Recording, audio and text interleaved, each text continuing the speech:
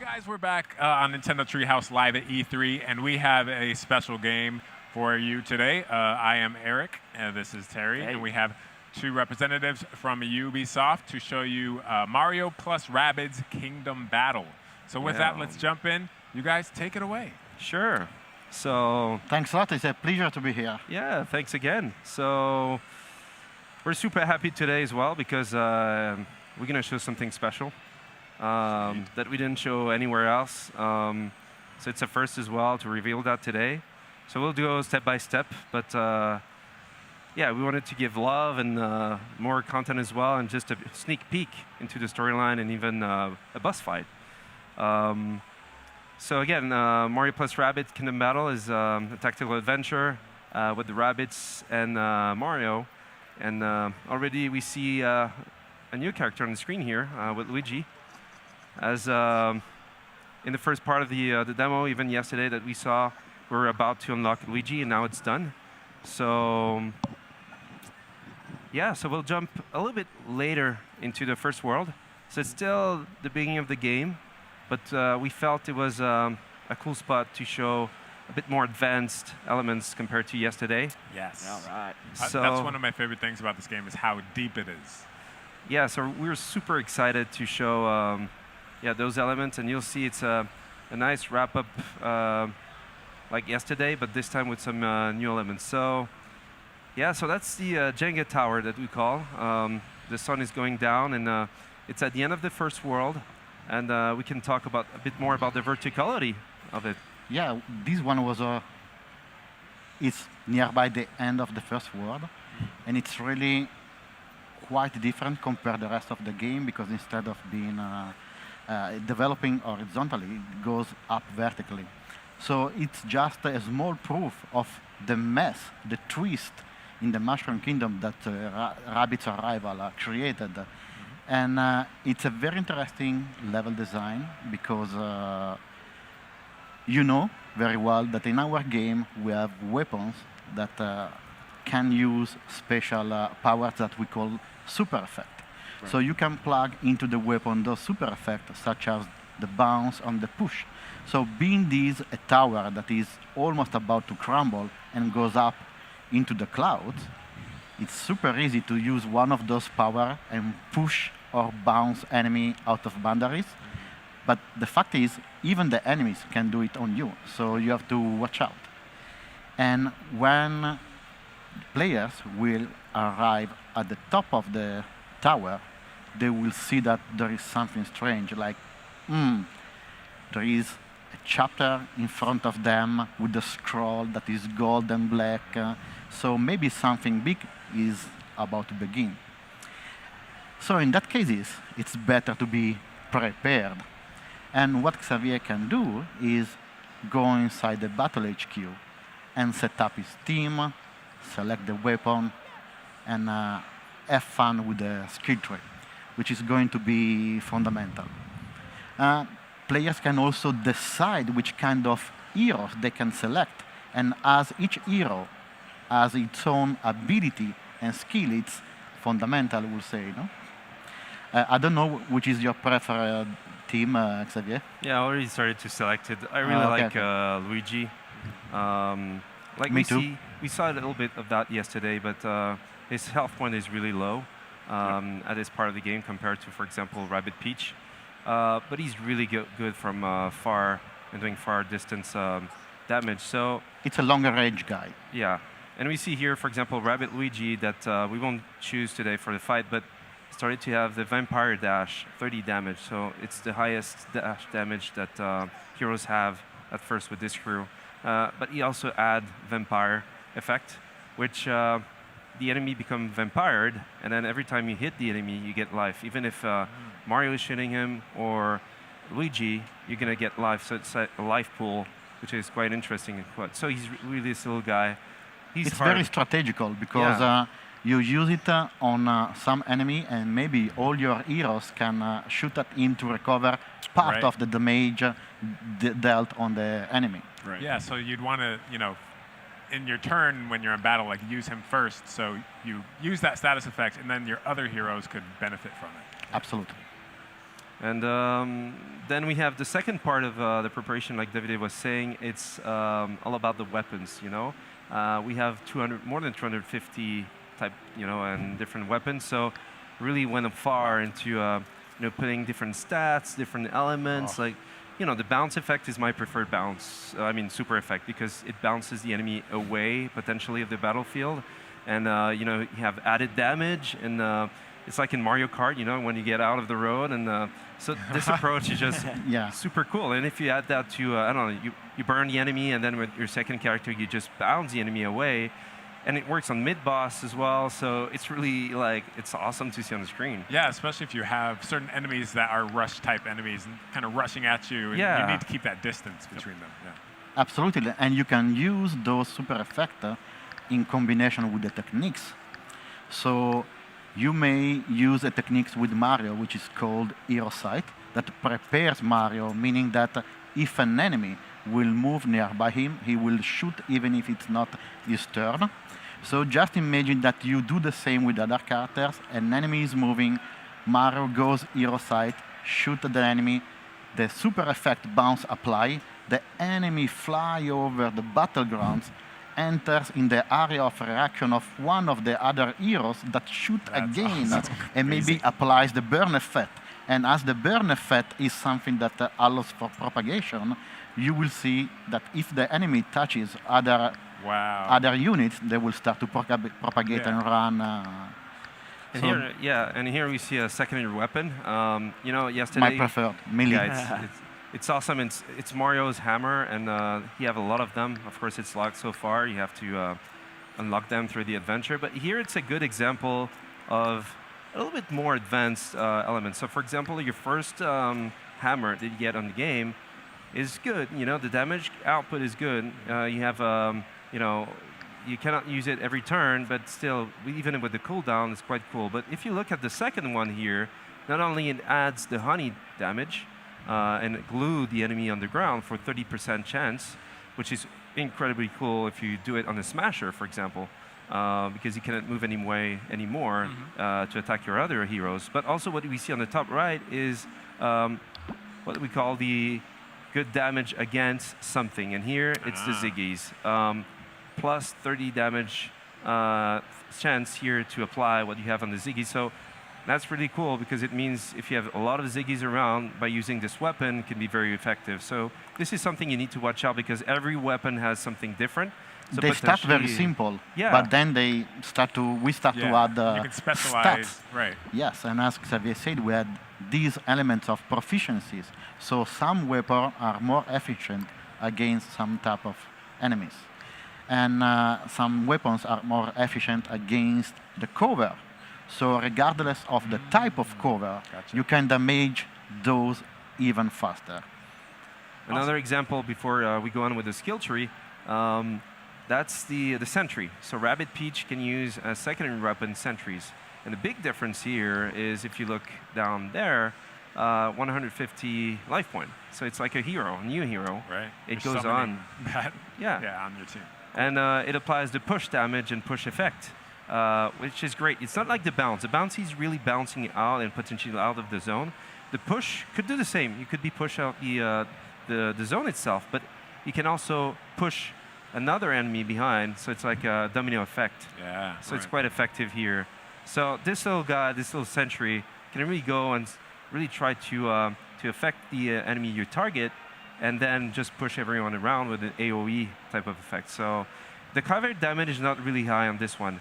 It says low, so it's not going to destroy that much of the covers. But later in the game, potentially you have some very good weapons to destroy covers in one hit, which could be a very interesting for strategy. Awesome. The philosophy of the weapon that we have in our game, it can be divided in two macro areas. The primary weapon that are a very direct way to deal with the enemy. They damage one single unity, and the secondary weapon that are basically area of damage.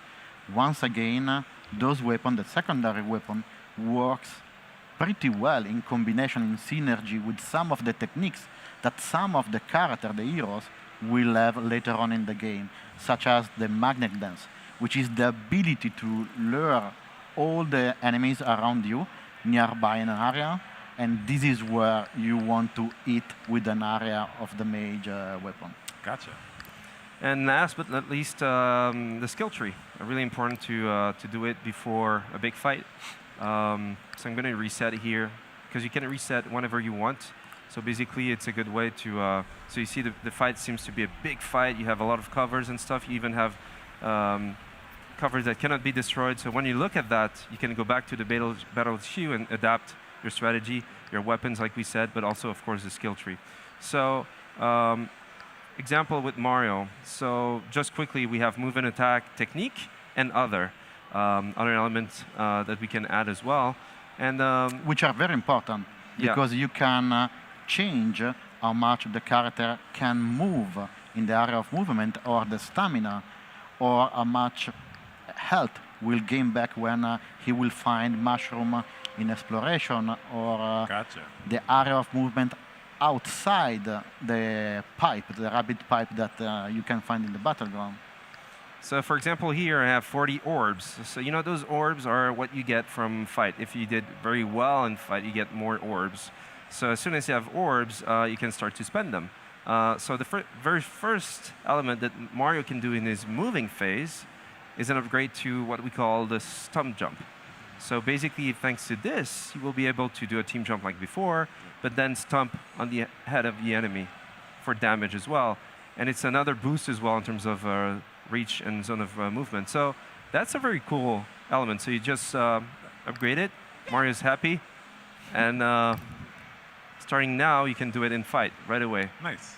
And then it's up to you to upgrade. So you can upgrade your dash damage.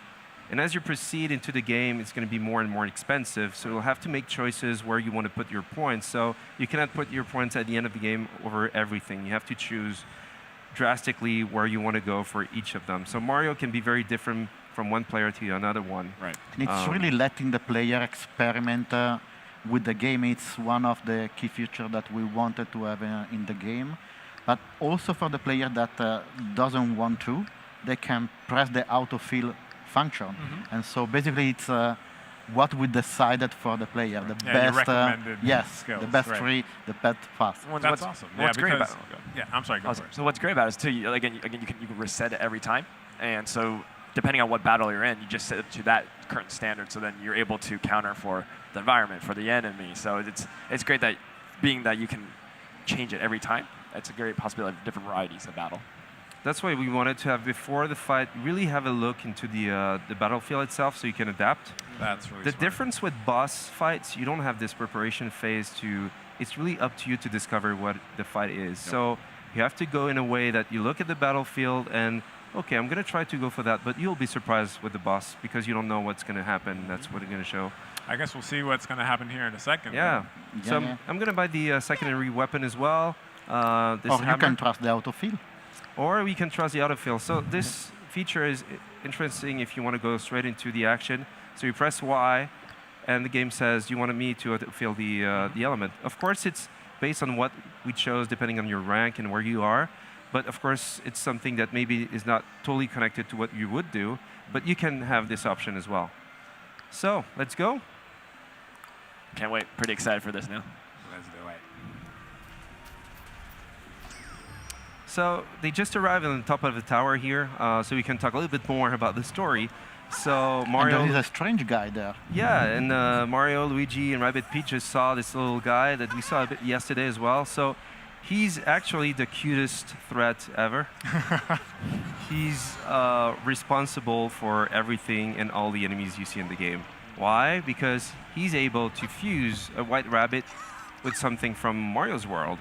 And why? Because when he's stressed and his stress level is super high, well, he's going to create those enemies. The more stress, the bigger the enemy will be. Gotcha. So Bowser Jr., who observed that from far during the first world, it's like, hey, I can use this little guy for me and create my ultimate army and potentially, take over the Mushroom Kingdom finally, while his father is potentially on vacation somewhere.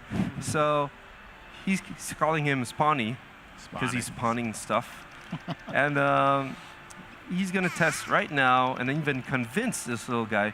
This little guy is so naive that he thinks that Mario and his friends were trying to catch him up to do something with him. So he was super stressed. So when he sees Bowser Jr., he's convinced that he's a good guy. So yeah, I'm gonna join him. And now we're gonna see, a fusion between two things, between the banana and the rabbit, and what it brings on the table. I think Bowser Jr. set you up. Yeah. Love it. So So this we- is yeah. happening really at the end of the first world, and it's the very first boss battle of the game. Awesome. Each world is divided in 10 chapters, like chapters of a book. At the middle of each world, there is a mid-boss fight, and at the end of each world, there is a boss fight. So Kong is super jealous of the bunch of bananas in front of him, and so doesn't want no one to come nearby those bananas because he wants to keep it for him. And the player here will have really to understand how to deal with the boss. Right. So there is a little bit of observation going on here for the player. So we start to see what we saw yesterday, but a bit more advanced. For example, here, Rabbid Peach, thanks to the skill tree that we just saw before, she's able to double dash. And has her dash damage is at 20. It's a good damage, for Yep. starting to hit the enemy. So I can press again and continue my movement. And that's just the movement phase. So you can Exactly. actually damage the enemy in the movement phase and then still attack. Yes. Exactly. I could attack right away the enemy, but I'm going to show you the second character here Gotcha. with Mario. So we saw that, of course, Mario can dash. He can do something like team jump just before, so with Rabbid Peach. Team stomp, as I just Oh, nice. shown in the skill So tree. it's all about chaining those Right. ability that you are upgrading in your character skill Yeah. tree. And being and efficient as with your each hero choices, has its own, it's really up to the player. And there's so many different varieties of chaining these attacks. Yeah. And then I just can press A, he goes, 20 damage, team jump, team stomp, Nice. defeat That's the enemy in awesome. the process. And then I'm well positioned to flank both enemies, actually. And here, for example, this one with the piston panic gun that we have here. So the damage is way over than the enemy's remaining life. So even if I apply the bounce effect, it's just going to be cool because anyway, he's going to be defeated. Well, so we'll there see. we go. Got him. There we go. And then Luigi, he's starting to be far away, but he doesn't care because he's really good with range. Look at the range. He can, shoot at enemy for the whole battleground almost. Yeah. Maybe on the left, top left, he can't, but he's the one he can shoot anything from afar. The But weapon looks like a Hoover, so seems like a citation going on in Luigi there. Sniper. And just before we see the sentry here, and we start to see, where the sentry could go, and it says with the red dot that he won't be able to reach that enemy in the first round. Gotcha. But what is cool is that if the enemy comes nearby by mistake, it's going to explode, Ah, It's right. going to wait for the enemy to enter his zone. So I can try to show this. You'll see. So it's really different. It's a little new hero, and you see this bubble. That's the range. As soon as the enemy enters, he's going to shoot. So let's switch and see if the enemy goes. Rabbid Peach is not well positioned here. I wanted to show for It's kind of exposed. yeah. You didn't protect her very well. And now the sentry can go and continue and do that damage. And you see the cover damage was not great, but still it worked. It worked, and so I'm gonna show the hammer that we bought in the skill tree as well here with Mario, even if it's not needed, as the enemy is almost done. But you see what we saw there was the zone of attack, so anyone around would have been shot. And as I did a lot of damage, a lot of points Nice. can be That's taken. awesome. So that's pretty cool. So one thing, I will try with Luigi. yeah, we can show Rabbid Kong in the past. So in the background. So this is just the first phase. We won't show the whole thing because it's a bit longer. But the thing here with him is that even if I can reach him, like I'm going to do here, it's going to do some damage, but not really. Because every time he eats a banana, he's going to get his life back. So of course we know the game, we know what to do, but basically here you need to adapt. So basically the player needs to find a way to get rid of those bananas. Otherwise, Kong will keep replenishing health forever. Got to be perceptive. Yeah. So let's try to go in that zone with Rabbid Peach. Thanks to a team jump. Whoosh. Bam, the bananas just fell down. So Kong is super excited. He's mad now. Yeah. So now, as he's looking for his bananas, And he's cute. It's almost a pity He's to adorable. defeat the guy. Look at that, the desperation. The animations in this game are so good. It's awesome. so I'm gonna try to shoot. Damn. Now we can do damage and apply, which is pretty cool. But the issue is that I was maybe a little too close. Uh-oh. Oh my God. He's super romantic. It's so good. So you have to watch out, because basically it could be really bad for you. So you need to leave the zone and start to shoot again. So for example, with Rabbid Luigi, with a big damage output, with Mario, and then with Rabbid Peach that is pissed. Yeah, this is your time. You got to get that damage. Let's in. go. And boom. There we go. So this is just the first phase of the combat itself, and then he's going to move on into new zones, new types of enemies will start.